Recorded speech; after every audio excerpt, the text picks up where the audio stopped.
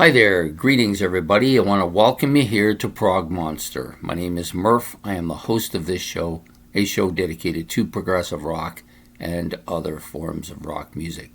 This is the episode we're doing tonight called Big Surprises, show that we alternate with Not What We Hoped For. It's Big Surprises turn this week.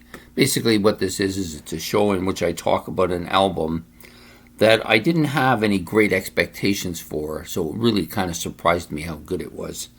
And that one we're choosing tonight is Marillion's Misplaced Childhood. So, a brief history of my Marillion kind of experience. So, my first album by Marillion was Script for a Jester's Tear. I purchased it back in 1983. I think it was 83. I believe it was 83. I was living downtown in Toronto at the time, still living at home with my mother, and I bought it on vinyl at a place. I'm going to say I bought this at Sam the Record Man on Yonge Street.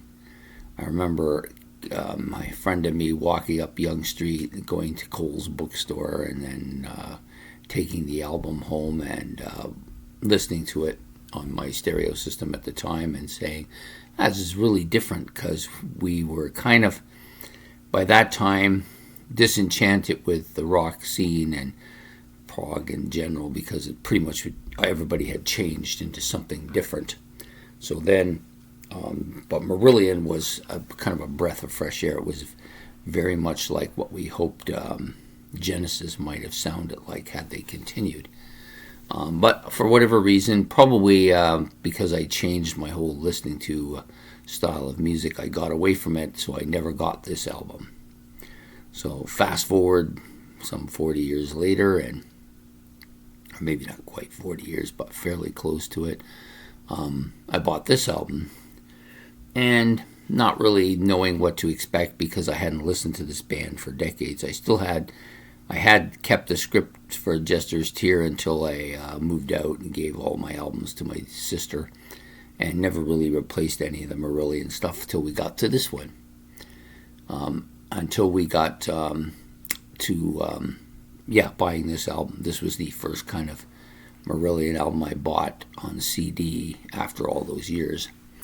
And I didn't know what to expect, so I didn't really have any great expectations of this album, which was surprising. And it even was in my playlist for about 4 months before I really took notice of it, and then began to realize how good this album was. I think this is an absolute shoe-in to become a masterpiece with me when it's time to decide whether to put it as a masterpiece or not, when it meets the criteria for that. But it's absolutely killing. The first song's Pseudo Silk Komodo. Love this track.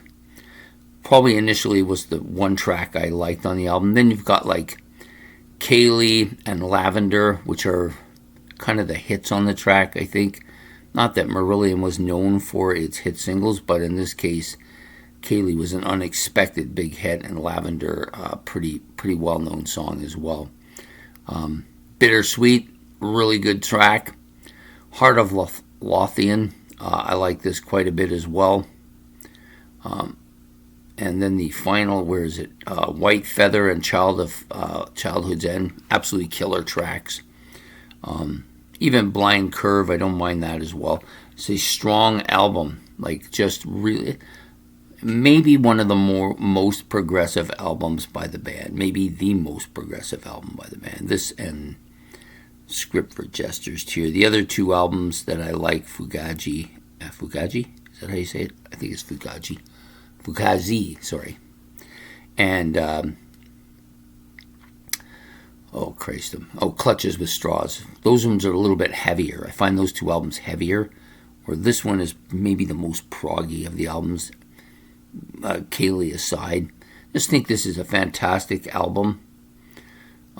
I love the cover. I love the artwork. I love the sound. The sound is crystal clear and good. All the songs are fantastic. It was in my playlist for a while last year. I think it was last year, maybe the first year. Might have been a year before. Not sure. I think this is just wonderful.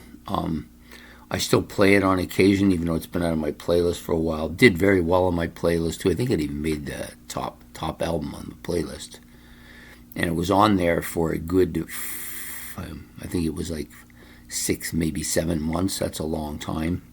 Yeah, excellent album. Highly recommend it. Can't say enough good stuff about it. Probably still my favorite Marillion album. I thought Clutches might catch it and be the bigger of the two albums.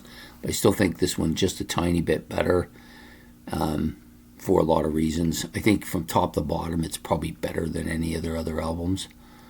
I still got a couple of them to listen to, but yeah, love it. Misplaced Childhood by Marillion.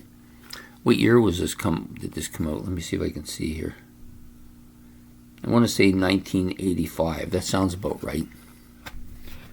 1985. Yeah, it's the problem with these albums a lot of the times they don't even tell you anything, right? You got to kind of look it up, and I didn't do that before. I probably should have before I started. Not that I think it's all that important. This particular version is a 2017 remastered version. I do like that picture a lot, though. That's fantastic. Doing the, to me, that's kind of, when I see this, it's kind of doing the Peter Gabriel thing, right? Well, whether that was his intention or not, I'm not really sure, but yep, just fantastic. Just looking for the time. Doesn't say. Yeah, that's commonplace now. They used to put it right in the bottom of the album in the corner of the year it was released, but because this is a remastered version, they only put the remastered year in, which is not the original year.